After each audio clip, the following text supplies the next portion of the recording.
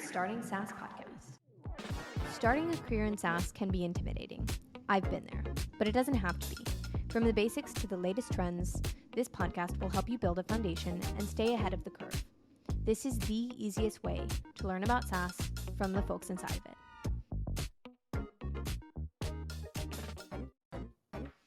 Welcome to the Starting SaaS podcast. Today, I'm beyond excited because I get to welcome onto the podcast a really close friend, Ademola Adelakun.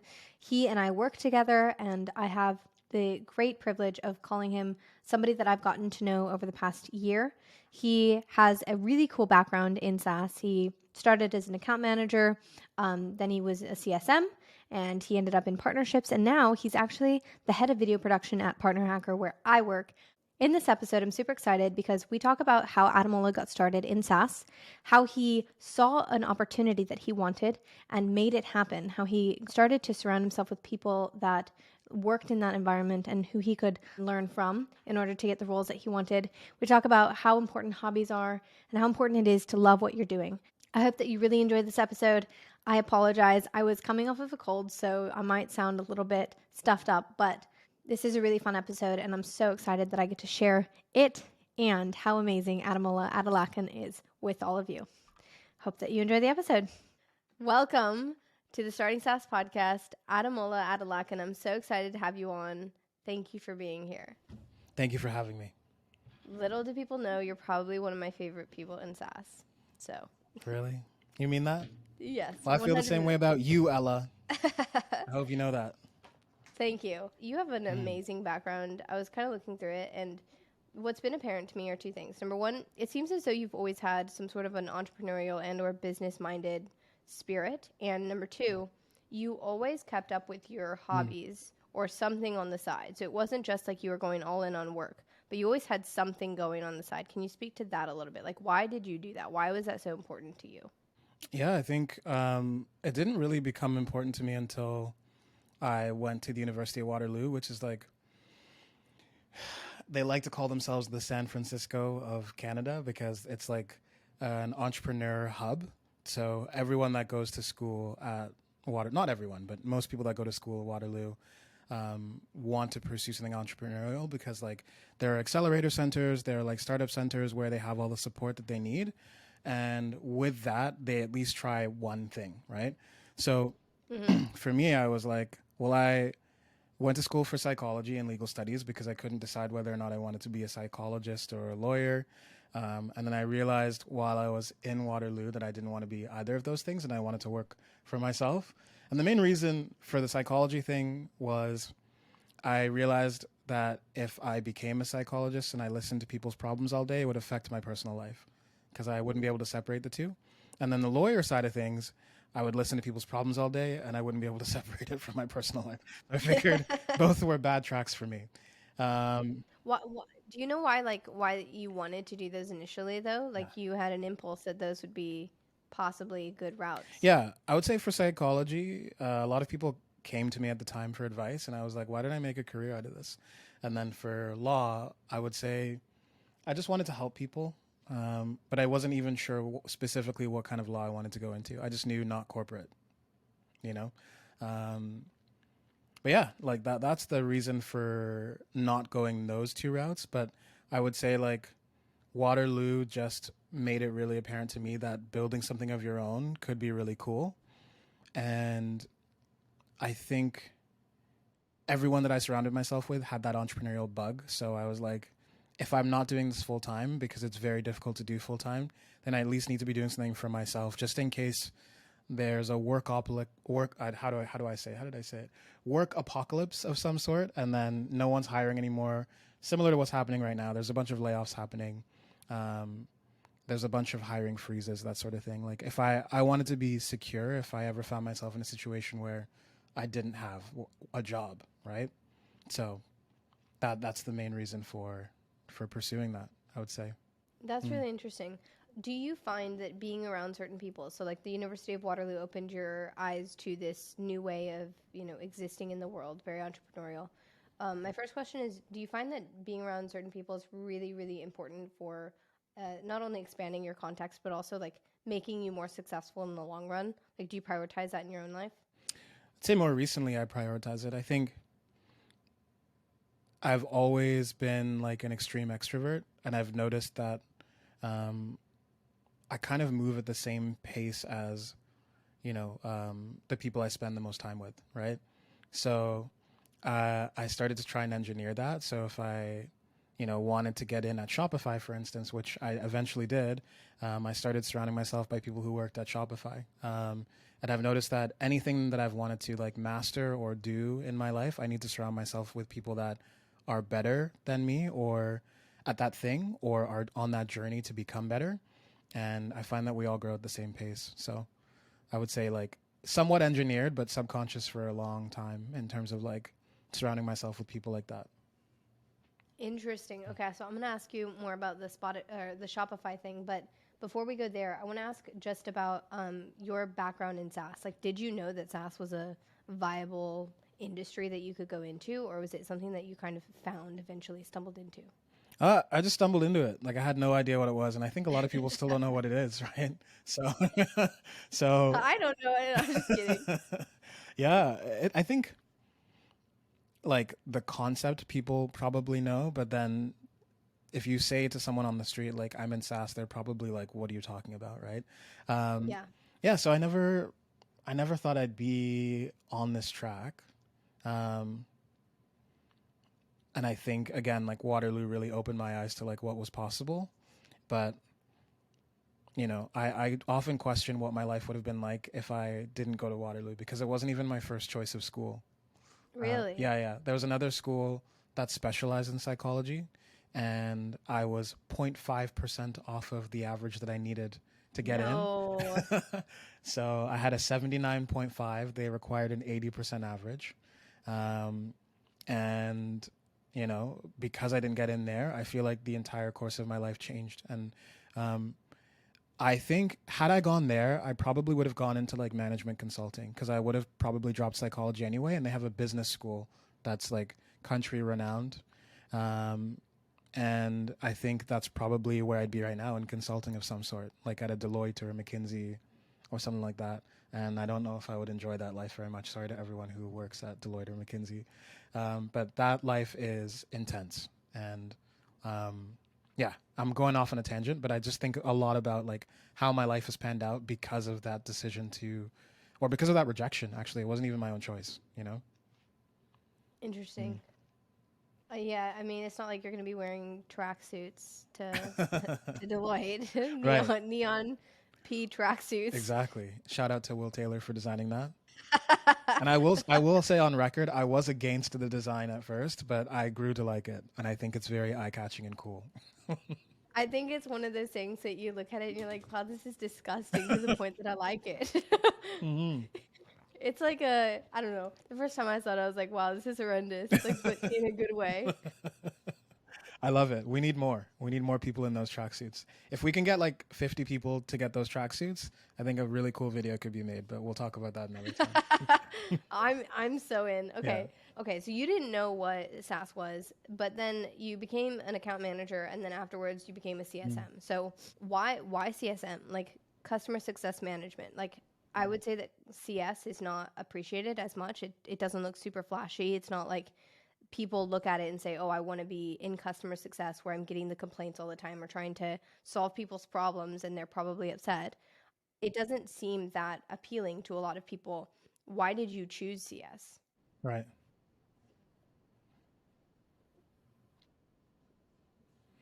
I think I chose CS initially because I was like, I want to talk to people, but I don't want to be in sales.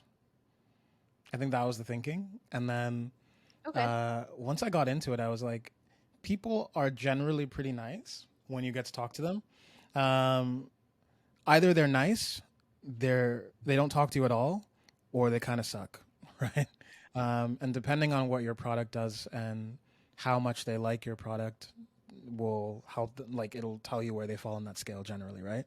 Um, so CS, like I was like, how can I talk to business owners? A, learn how they run their business, figure out what kind of people they are, and then B, Mm-hmm. like help Oh, them I like that a succeed so lot. that they remember me as part of their success, right?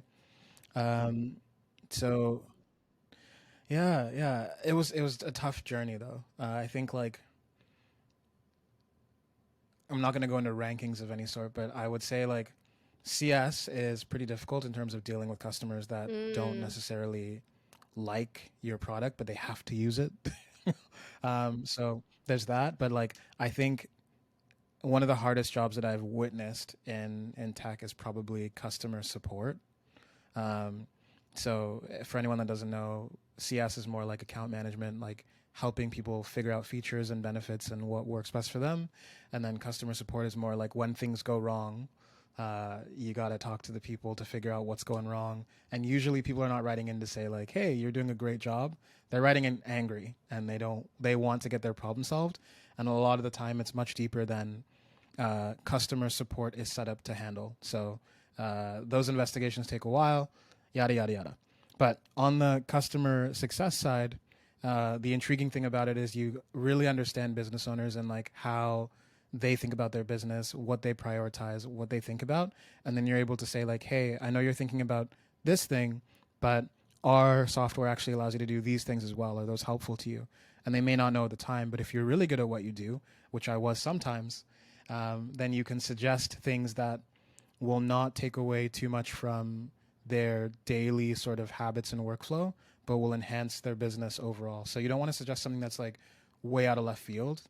You want to almost understand how they work and what they do, and then say like, hey, based on how you work and what you do, you might want to leverage these features like this so you can see like X amount of growth in the next couple of months, that sort of thing. So I thought that was super cool, but very, very intimidating at first because when I first got into account management, I didn't know anything about anything.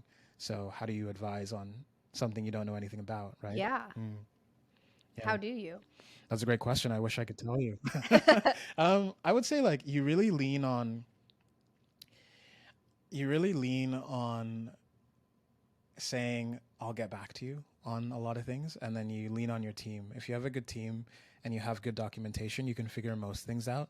But I'd say the first 6 months of CS in any new like if you're just starting out at a new company, it's a lot of, hey, I hear you. I don't have the answer right now, but I'll get back to you. And I think as long as people know that you're going to get back to them with something, they are pretty chill. Like I haven't really had any irate customers in my time. Interesting. And then in CS, are you usually talking to the same people or is it new people consistently? Yeah. I would say like 85% the same book of business. Some things are added, some customers are added, some customers are taken away, depending on the way that your company decides to dish out accounts, or like if you're changing verticals, that sort of thing. But yeah, mostly the same base of customers, just so you can have that relationship for however long they're a customer, however long you're there. So you also mentioned that you wanted people to remember you. So if you had these business owners working with you, you wanted them to come back and be able to say, Ademola, like he was awesome. He helped me do XYZ and or Yeah. he was really competent and or whatever. How did you make yourself somebody that they would remember? Because leaders are talking to, 20, 30, 40, 50 people per week. Hmm. I think my biggest asset was listening. I find a lot of the time, uh, if you have good leaders, then what they'll encourage you to do is not really apply a framework of some sort to some degree, but not something that's super rigid. And what I mean by this is like at Shopify, for instance, I dealt with a bunch of different verticals like electronics, beauty, let's say like toys and other things, right? Food, all of them, right? So you can't deal with all of these business owners the same way.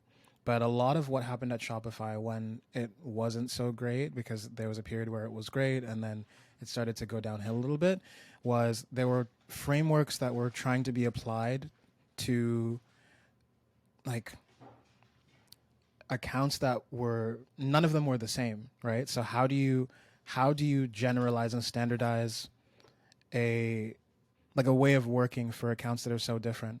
And I think the good leaders were like, listen, you have 50 accounts. That was the standard amongst everyone. That's You a have lot. 50 accounts. Yeah, it was quite a bit. Thankfully, I mean, I didn't join at a time where people had 100, because I think that would have been Oi. not manageable. um, Whoa. yeah. They would be like, you have 50 accounts.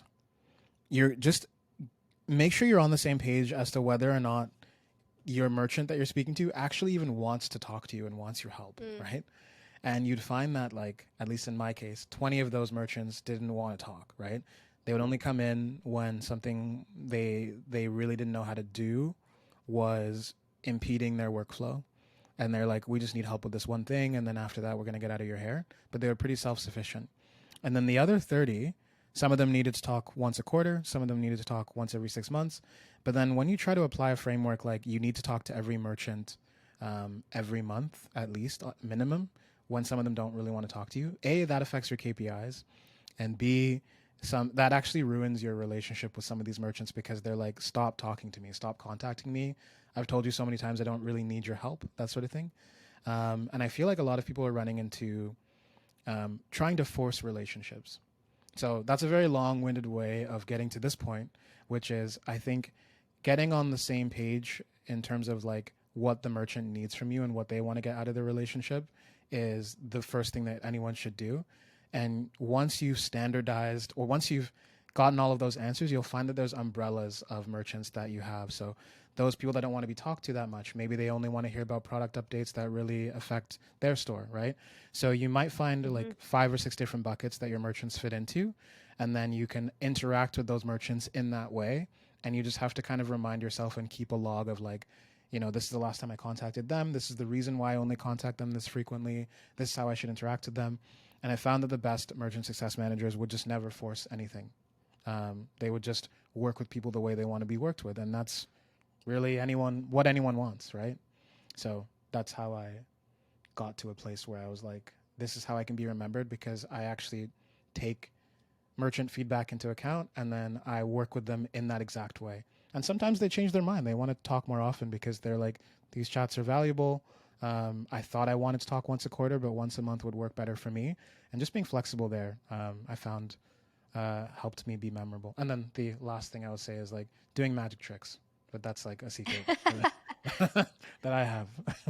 If anybody doesn't know, one of the things that Adam does on the side is magic tricks. He blew my mind recently, multiple times, but one time in particular. And then now it's just kind of like a party trick.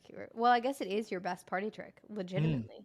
Yeah, Everybody's just exactly. like, Adam, go for the magic trick. And then it's cool because, or at least the way that I see it, is that everybody's in work mode, and then you bring out the magic tricks, and it's like the perfect kind of a segue into, you know, getting to know the people that you work with, and I don't know, talking about things that are actually human. Like it's a good Right. grounding thing. So Right. I've Right. always appreciated that. Thank you. I appreciate that. Yeah. Going into the day to day. So like day to day Shopify, what did that look like? What were you doing? Who were you engaging with? Yeah. What did your day to day look like? Yeah, I would say it was mostly emails, so about 3 hours of emails a day where like Damn. yeah, That's a lot. yeah, I don't miss that. It was like I What want to kind of say emails? just like, hey, we're thinking about, or for instance, like I'll give you a pretty hectic period, Black Friday, Cyber Monday. People Yeah. start preparing for that like 2-3 months in advance, and No. they're like, hey, we're thinking about running these kinds of ads, or like, hey, we're thinking about having this inventory available, but like once that sells out, then we want to publish a new inventory to the website. How do we do that? Or like, you know, what are the best practices for making sure that like customers know about the sales that we have? So just like strategic questions around like what's the best way to maximize sales during Black Friday, Cyber Monday. And then I'd say other emails were like, or things that would come in were like, hey, how do we, or we're thinking about doing a website redesign. What's the best agency that you can recommend? Like that sort of thing. So you're sort of a generalist in terms of like, how do we sell online? How do we make sure we have good inventory? How do we choose the best point of sale software? Like everything would come through to a merchant success manager. And about, I want to say 70% of my answers were outsourced. Like I go to someone on the team and be like, hey, you're in POS. Like, what do we do? Point of sale software, if I didn't say that before. How do we go about this? And then you'd piece together answers and get back to the merchant and be like, hey, this is what came from our team. So yeah, 3 hours of that. And I'd say like 2 hours of calls. So some merchants prefer to have that interaction over the phone. Like they send you the question and then you're like, let's talk at this time. And then that's pretty much it. I would say like 5 to 7 hours of work per day. But and it was just like, how do we become more strategic using Shopify, or how do we sell more? Was the main focus of most merchants that interacted with us. I like that a lot. So CS is basically that is the team that is trying to make everybody as successful as possible. So given your specific use case, given how you are using our technology, Right. this is the ideal. Like we're going to paint this picture for you that this is the ideal, and now we're going to help you get there. Yeah, exactly. Okay, I love that. Exactly. Yeah. Did you ever annoy the people that you were getting information from? So like you're always having to go to get information from other people. Did that ever annoy anybody? Yeah, it did. And I think because like at the time it was my third job out of school, I think. I didn't realize how good Shopify's like knowledge base and ecosystem was. Like everything was documented in 8 different places, literally. Like, and a lot of the time, like if I could go back in time with the knowledge that I had now, I would look for most of the things that I asked people for. But like everything was so well documented. I don't think I've come across another company that has documentation like Shopify. So I think people got annoyed because they were like, the questions you're asking me, the exact answer is in this card. Like, I don't know if you've heard of Guru. Have you heard of Guru cards? No. So it's a really cool app where like it's free if you want to use it ever, but basically it's a Google Chrome extension, and then you can like click the extension and you can search any word, and any card with that word will come up. You can click the card you need and it'll tell you exactly how to troubleshoot something. It'll give you educational resources. It'll even point you to the like the help docs if you need that. And a lot of what I asked about was in those Guru cards at least at the beginning. At the beginning, but I mean, yeah, I think at the beginning I probably annoyed a lot of people, and then later on, like I would only really ask if I was like the information that's out is either outdated or it's not clear. So I need someone to answer this, or like we've come across this weird use case where like everything that it says in the Guru cards does not apply to this situation, so I need help. But yeah, no, I mean, people were mostly very helpful. Like I think I only remember 1 or 2 instances where I felt like someone was actively trying to not help. You know? So yeah. Yeah. Yeah. Yeah, no, I had to learn that too. Like, in the beginning, it seems as though it's easier to just go to somebody who can point you in the exact direction that you need to go. But there's so much to be said for figuring things out by yourself. Yeah. Like not taking somebody else's time. And in the beginning, at least, if you solve your own problem, you won't have to ask again. Whereas if you ask somebody else, likely if you need to solve that problem again, you'll have to go to somebody else again. Right. Like you just remember it differently. Yeah. If you don't ask, if you figure it out. Right. Exactly. I want to go into like how did you get into Shopify? Because you mentioned that you surrounded yourself with people that worked at Shopify. Was that something that, first off, you intentionally said like I'm going to work at Shopify, this is how I'm going to do it, this is how I'm going to break it down? Or was it like a longer process of this is my site, I have no idea how I'm going to do it, and I'm just going to kind of like figure it out? I would say it was a very short period. Yeah, like between me knowing that I wanted to work at Shopify and applying and all that, probably like a month. So, I mean, I had an old friend that worked there. I gave her my resume. Her name's Nikki. Thank you, Nikki. You changed the course of my life. But yeah, like I just started like surrounding myself on LinkedIn and like going to the office as well to meet people, so that like they would remember who I was, and then I'd have a better chance at like getting in. How did you do that? Like you went to the office, was there any context, or did you just show up and you're like, hi? I'm like, hello, everybody. No, she invited me for lunch a couple of times, and I got to meet some of the people there. Oh, Nikki did? Yeah. Wow, very, very nice of her. Yeah, I mean, that she literally, like, if I didn't get into Shopify, I don't know where I would have gone next. Like, I don't I don't know where I'd be right now.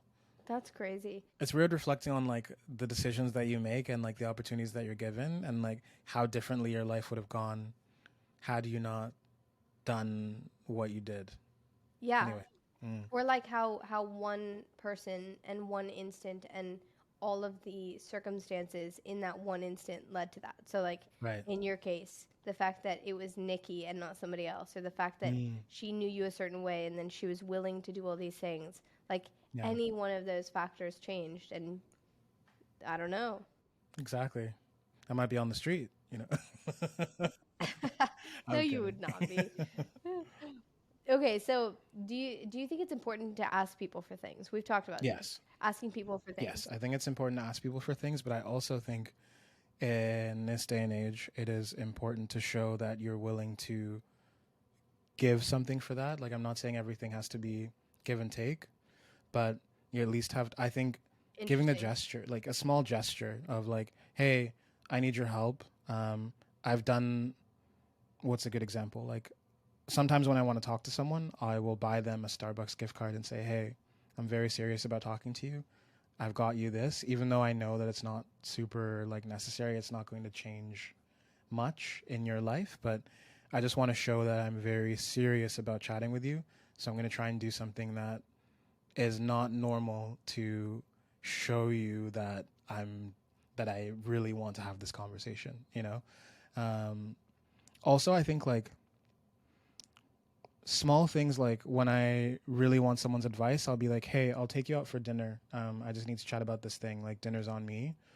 Just to show that you value the person's time, and are really important. But I think a lot of people, I don't want people to take this as like you always have to be willing to give something up if you want help. I think it's more about showing that you're really invested in the person or the conversation. And there are a lot of ways to do that, but in my experience I found that it's like offering something in exchange for the time or for the help has worked best for me. Does that make sense? At the time I wasn't actively practicing that. I think like I was caught Yeah, in what the did you offer to Nikki, or did you not at that point in time? I think maybe why she helped me is because I at the time I didn't really ask people for help ever, and then when I did, people were like, "Oh, like he's asking for help, he must really need it." So like, let me just. I feel like I've always been a generous person, so like maybe they remembered a time where I helped them do something. I often forget what I help people with, so they felt like they should give back. Um, I don't know. That sounds. I don't know. Like I think at the time I just asked her because I was like desperate to get away from my last job, the job before that. So I was in a place where I was like, I just really need to get out of here. Can you help? So I didn't offer anything at the time. I I love how you point out that, and I actually don't think so. I love that you point out that giving something is really important, but I don't actually think it's just giving something. I think it's like you said earlier, it's showing how invested you are, right? And Mm, so it doesn't necessarily need to be giving them something for them, like a Starbucks gift card or mm, anything else. It could honestly just be like, I've done XYZ, like I'm invested in this. I've, created my pitch. I've, redone my resume. I've right. looked through all of these different people at Shopify and I know XYZ. Like I've done all of these things to show that Mm, I'm extremely invested. mm-hmm. And then asking for something, I think that also goes a step further because I've had people ask me for things and I don't want to go out of my way for somebody that, number one, hasn't proven to me that they're capable of making it worth my, I guess, going out on a limb for Mm-hmm. them, right? Like I don't want to put my name behind somebody that I don't know can Yeah. deliver. And also, if I have to make an ask for somebody else or from somebody else, that's what is it? I Is it think social capital? that's it. Mm, Yeah, social capital. It's like you're giving away your social capital. I don't want to give mm, my social capital away. And if if I send somebody who is a great worker, somebody that they'll love, mm, that builds my social capital. That right. doesn't take away from it. Mm, So it's kind of like that back and forth of, am I building my social capital by doing this thing, or am I taking away from it? mm, mm. It's true. And I think also, how am I going to tie this in?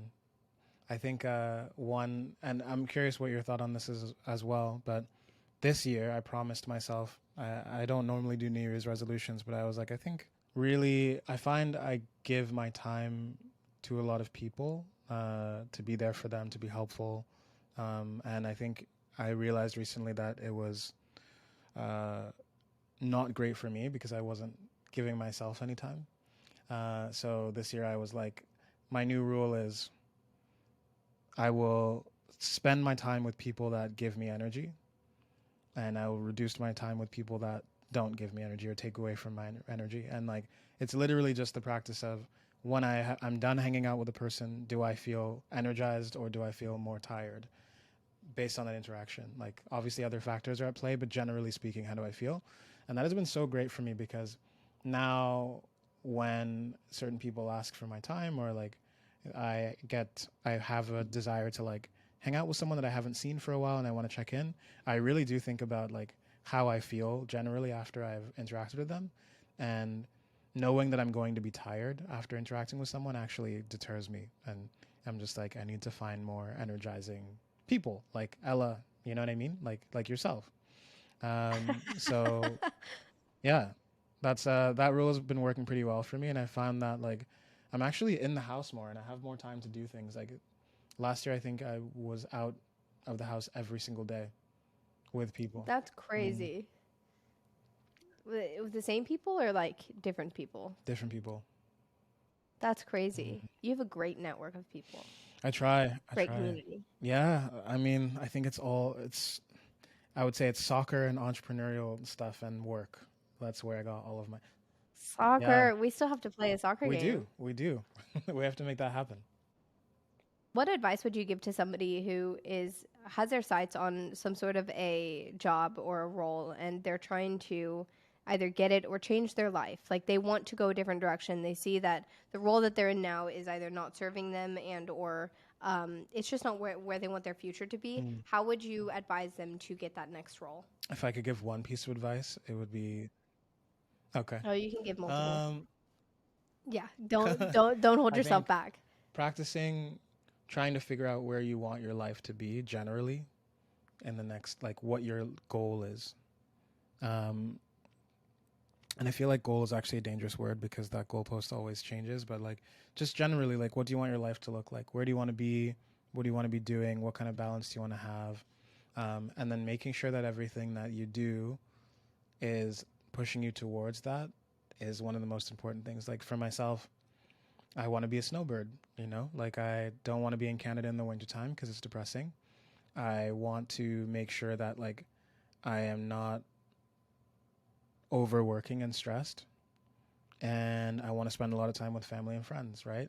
So the decisions that I've made recently are all around like, is this going to take away from that vision or dream that I have or not? And I think like you really don't know what you don't want until you experience it.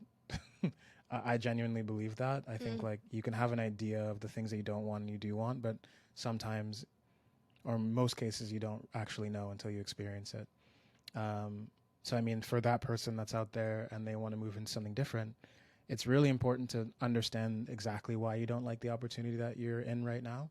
And then you know the right questions to ask when you're talking to people that can give you a different opportunity.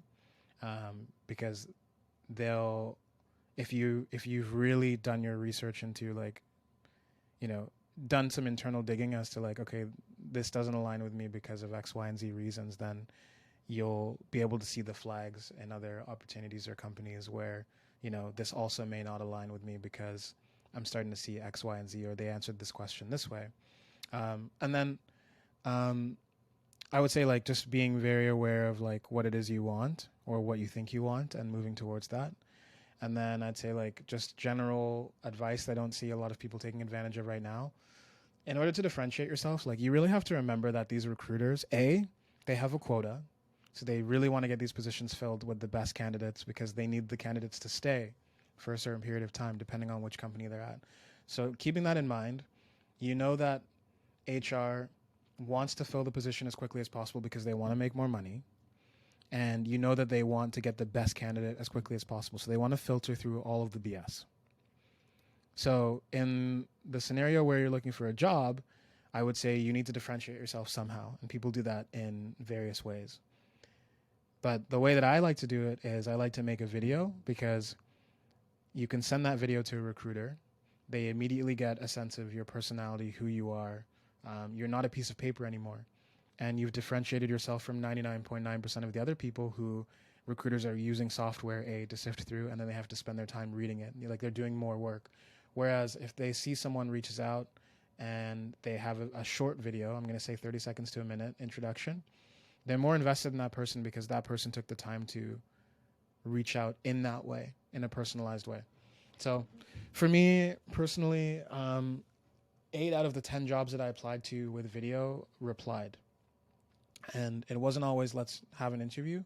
A lot of the time it was like, hey, I appreciate that you sent this. We're looking for someone with X experience. So I would say like 3 out of the 10 were like actual, like, okay, let's have an interview. And then the remaining 5 were like, either we have someone in mind for this already, or like, great video, but like, we're looking for someone with more experience, that sort of thing. But I think the fact of the matter is, like, a lot of people don't get responses in general. And that is like a great way, in my opinion, that I've found to like differentiate yourself from the rest of the crowd. So that those would be my 2 pieces of advice. You're great on video. Thanks. How would other people, you're welcome. How would other people create that video? Because I've always had a problem where I feel as though I'm not including the right information in the video, where, you know, it's either like I introduce myself and then I'm trying to, you know, read a script, or like maybe I came up with a background and I'm reading my resume out. Like, there are all different ways to do it, but how do you, I guess, compress into the most impactful 30-second to a minute video possible? What would you recommend have in there? I would say, like, I cheat a little bit in the sense that, like, I have a tool that allows the recruiter to click where they want and what they want to see. So the first video is like, hey, this is who I am. And then 3 buttons will appear on the bottom, like what I can do for you, more about my history, that sort of thing. And I found that works really well because they can listen to what they want to hear. But in general, like, if you can only send 1 video, it should be like, this is who I am, this is what I can do for you, and here's how I know I can do it. And if you can do that in 30 seconds or less, it will at least get them to read your resume, because you're like, you don't have to give all the information there because that's what your resume is for. But if you can give a convincing, like, 30-second elevator pitch as to, like, who you are, what you do, what you've done, then they're like, okay, cool. This is a resume that I'm actually not going to skim through because this person has taken the time to send a video. I think the last time that I did that, I spent way too long. This was a while back. I spent way too long on the why I know about you, or like, I was trying to create some sort of a why I care about this role specifically part in my pitch, but that took probably 30 seconds in and of itself, and that was a lot of time. And I also probably did not put it in the right place in the video, where it was like, in the beginning I introduced myself, and then it was like a why I care about you, and then I got into everything else. Right. Whereas people want to get to the meat really quickly. So it's like, tell me what the hell you can do for me, like, right now, like right away. Yeah. Okay, so you moved from CS straight to partnerships. Why? Like, why did you go into partnerships? Do you want the honest answer or the diplomatic answer? I want the honest answer. The honest answer is, I felt like in CS you can have the best relationships with people, and if the software fails and you don't have an answer for those people, a 2-3 year relationship can crumble in a day. And I hated that. Oh. So it's like, hey, why is Shopify down? You're like, it's down. Like, I have no idea. Like, I'm not an engineer. Can't tell you. And the thing is, they only know you. You're their only point of contact. So they're not mad at you, but they're mad at you. You know what I'm saying? So yeah, they're like they're disappointed. Yeah, they're disappointed, and then like the fact that you can't do anything in that moment. That's just like one example. Um, where it has more to do with me is like a knowledge gap, for instance, right? Like if I'm talking to someone, we've had a great relationship for a couple of years, and then I can't advise on something specifically, like let's say fulfillment, for instance, right? So, I'm really good when it comes to e-commerce. Like if you have a website and you want more people to buy from it, but you don't necessarily want to increase your marketing spend or the amount of traffic, you just want to convert more. That's my specialty. But if you have talked to me, if you've talked to me about that for a year, and then you come in with a question like, "Hey, we work with a fulfillment center where all of our inventory lives, and we want to change fulfillment centers. We're having this problem. What things do we look for in a fulfillment center?" And I can't come back to you with an answer. Then sometimes people start to lose faith because they're like, "Well, you're the Shopify person. How could you not know this?" And Mm-hmm. you're like, "Well, there's a lot to know." And then they start to lose trust because they're like, "Well, the person that I have at Shopify can't figure it out. We can't figure it out. Like, why do we even pay them?" Is the mindset that they're in when they don't actually. Shopify pays our salary. We're just we're just you know what I mean? Candidly speaking. Um, so I think um, that was like really crushing when I had like 5 or 6 accounts that I developed really good relationships with. Either something happened where the relationship fizzled out, and I was like, that kind of sucks because it feels one-sided in a way. Like things are only good when I'm good, or like they perceive me as good. But if things go wrong, that it gets sour real fast. Like they're requesting a new success manager, or like they're escalating things. They get mad at the face, right? Whereas in partnerships, I found like things are only good when it's good on both sides. So there's an incentive to find the best path for both companies or both partners, because um, you can't blame one partner. Well, in some cases, but in most cases, you can't blame one partner for the failure of a partnership. Not good partners, at least. Mm, mm. So yeah, I think for me, my vision, my perspective was like, if I go into partnerships, I'm working with people that want things to work out and will have like Your best not interest. better. Yeah, exactly. Your best interests in mind, and will be more collaborative. Whereas in customer success, it feels like people are only collaborative when they either like you or like things are going well. And I'm like, feels too transactional for me. So Whenever I it want to get suits out of. them. Yeah, Interesting. yeah. I'd never heard this before, but it makes sense. Mm. Who have you seen works really well in customer success? What kind of people? Mm, I would say people pleasers do well at the beginning, but people who are super strategic and like will come to you with fully fleshed out plans based on your business as the individual, they do the best. Sometimes they're hard to work with because they come across as like too serious, or they are too they're not like, I don't want to say they're not friendly, but they're so focused on like how to help you succeed that they'll focus more on numbers, and they're like very, I'd say, analytical types. And like analytical and strategic types of people are the best customer success managers. Friendly people that, and again, I'm not implying that these people are not friendly, but like if you can be friendly, analytical, and strategic, I think you'll crush customer success. And I think for me, I wasn't um Analytical? maybe I think so. Like for me, I'm not detail oriented, Mm-hmm. so I can think of long term strategy and big picture, but then like in terms of like the tactics, that's where sometimes I lacked, because I was like, I generally know what you guys are doing, but like I don't know enough to like put everything together for you in a way that Mm-hmm. makes sense. You know, Do you also get bored by tactics like day to day, just like I don't know, data and grinding and 100%. I get bored by that. 100%. Yeah. Um, I think it's important, but like I tend to outsource those efforts. Like if I'm running my own business, I always try and work with a data scientist, someone who's obsessed with numbers, to see if things are working. Because like for me, I'm kind of just like, I don't want to look at this. I just want to focus on the creative stuff. You know. Is there anything, like, looking at your experience, that you would change about CS, how it works today? That's a hard Yeah, question.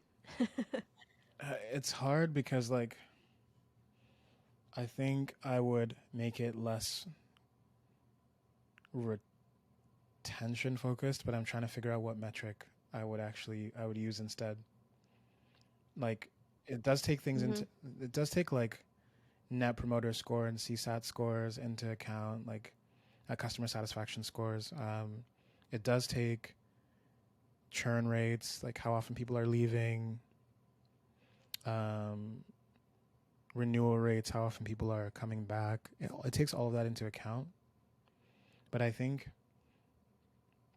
okay, I have a general answer for that. I think if there's a way to help people, if there's a way to incentivize people, like customer success managers, to be helpful without forcing a relationship, I just don't know how that would be done. It would depend on the company. I would change that aspect of it because a lot of the metrics make customer success managers feel the need to reach out or like barge in. Like imagine you had someone come to your door every day and be like, "Do you need help today?" You know, like it would get quite frustrating pretty quickly. And I feel like a lot of customer success managers fall into that trap because they want to keep their jobs, but their KPIs aren't set up in a way that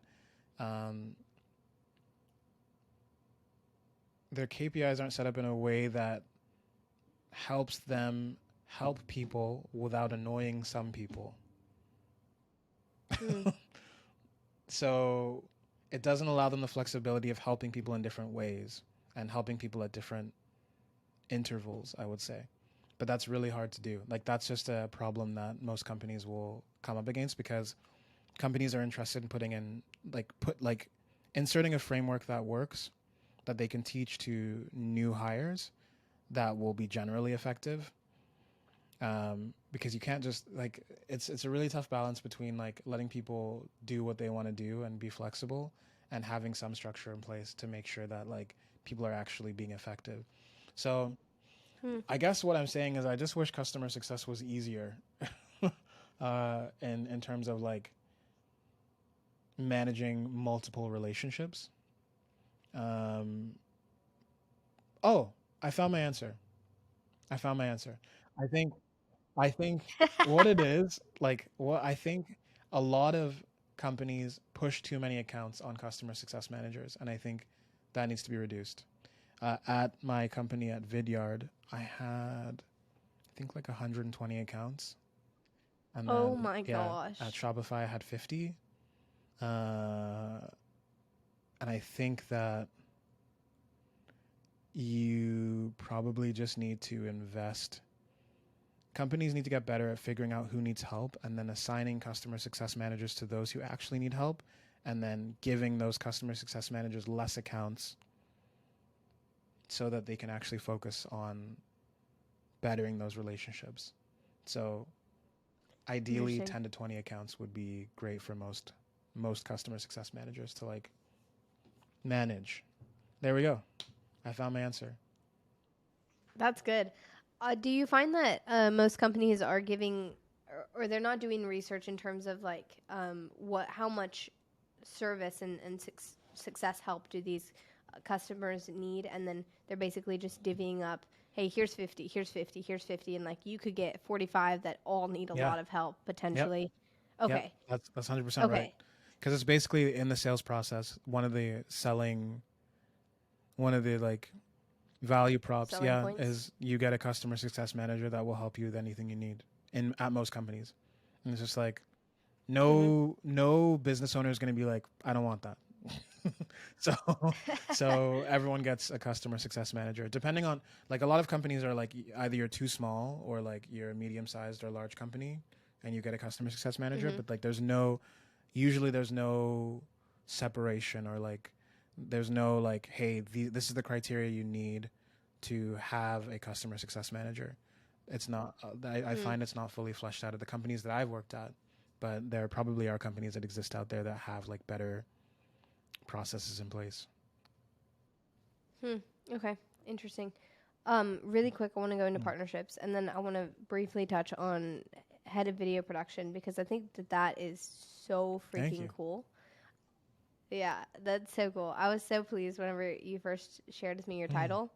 And then I have a couple rapid fire questions for Okay, you. But I'll keep them rapid. Yeah. okay, cool, awesome. Okay, partnerships. So you got into partnerships, and do you think that you had a good experience going into partnerships initially? You learned what partnerships truly were about, or how was your transition into partnerships? Because I know that for a lot of people, it's tough. Um, I think it was good. I've never been in a partnerships position where I had a quota. It was purely relationship based. But I think in my time in partnerships, I learned exactly what not to do. Um, so I think most companies don't do partnerships correctly, and I only realized that because like it feels bad to say, but the companies that I worked for, it was more a numbers game than it was actually like finding the best partners and maintaining those and relationships, right? So um, the transition wasn't hard, but the realization that like people aren't doing it correctly was a tough pill to swallow. As an example, one of the companies that I worked with, they would treat their integrations as partners, um, but Oh, interesting. sometimes they would have never had a conversation, but they would list those integrations as partners, and I'm like, it's not really a partnership if the partner's not talking to you. But I mean, I mean, a lot of companies do that. They're just like, we built an integration into this. They're now a partner of ours, and I'm like, it just shows that there's a gap in understanding of like what partnerships actually are, and that applies to a lot of companies. Well, and what's really interesting is that the term partnerships has never changed. Like go back hundreds of years, like it's always been the Right. same thing, but somehow it's come to mean something different inside of tech where it's like, okay, you have an integration, that means you're Yeah. a partner. And I've had conversations with people recently about how leadership had one idea of partnerships and it was all revenue focused. And then the partner person that they wanted to come in and make this program had a different idea of what it was supposed to be. And then eventually they ended up getting fired because they didn't do the thing that leadership wanted them Yeah. to do, but they didn't have the same definition, like at all. So it's really interesting how that's such a pervasive issue Yeah. today as well. Mm. So I've way too many questions for you. I'm not going to ask them all because you and I know that I could talk to you for hours. Um, I love the fact that you are our head of video production at PartnerHacker. Like, absolutely love that. Video is a thing that you love to do. Like that was a hobby turned now role. And now you're head of video production. How is it that you went about crafting this um, opportunity and future for yourself? That's a great question. I got very lucky. That's the end point. I think for me, I just started offering video as a service to any company that would take it. So I did talking head videos for marketing companies, talking head videos for a fulfillment company, a few others as well. Like Shopify used to do this segment called Shopify News, which no one should look up because it's cringe. But basically, basically it was like a way of doing 1 minute product updates on Twitter because Shopify was like, no one's reading our product updates. So how can we do this in a more engaging way? And I think video is probably the most engaging thing on the planet right now, video done well. So I started offering that. It gave me the opportunity to learn while getting paid for like, because I feel like the thing that I've always had fun with is like actually talking on video, but the thing that I've had to learn is the editing and like how that plays into storytelling as well. So yeah, for a few months did that, and then PartnerHacker decided to experiment with me as like a host for PLX, thanks to Will, who's the head of partnerships here. Um, and after that, I think when I pitched them the idea of like, hey, B2B SaaS companies all suck at video, like, how would you feel about running something that's just weird enough to intrigue people and like, you know, I feel like if you can be the company that shows companies that they don't have to be serious all the time or have these super high quality productions, then you might start a movement of some sort. And, you know, thankfully, Jared and Isaac were like, that sounds cool. Let's do it. So I was able to bring my hobby, which is like, I just make videos on social media to make people laugh. That's pretty much it. And I've seen the benefit of that, like the benefit of just like creating content and, you know, sometimes you make things that people remember you for years later and they run into you on the street and they're like, oh, remember that video you made? And you kind of have to like pretend that you remember.